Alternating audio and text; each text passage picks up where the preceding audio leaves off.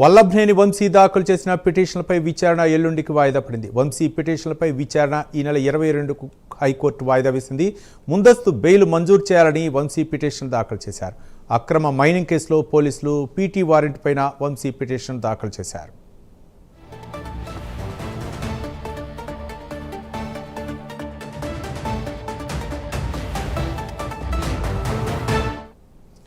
దీనిపై పూర్తి సమాచారం మా కరెస్పాండెంట్ శ్రీనివాస్ అందిస్తారు. శ్రీనివాస్.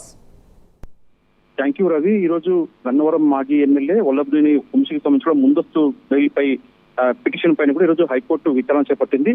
ఏదైతే అక్రమ మైనింగ్ కేసులో పీటీ వారెంట్ దాఖలు చేయకుండా ఆదేశాలు ఇవ్వాలని చెప్పేసి కూడా గన్నవరం మాజీ ఎమ్మెల్యే వల్లభనేని వంశీ హైకోర్టులో పిటిషన్ దాఖలు చేశారు. దీనిపైన కూడా ఈరోజు హైకోర్టు విచారణ చేపట్టింది. అలాగే దిగువ కోర్టు పీటీ వారెంట్ అనుమతి ఇచ్చినా వచ్చే గురువారం వరకు కూడా వారెంట్ అమలు చేయబోమని కూడా కోర్టుకు ప్రభుత్వం తెలిపింది. దీనిపై ముందస్తు బెయిల్ పిటిషన్ దీంతో హైకోర్టు ముందస్తు బెయిల్ పిటిషన్ కూడా వచ్చే గురువారానికి వాయిదా వేస్తూ కూడా హైకోర్టు ఆదేశాలు జారీ చేసింది.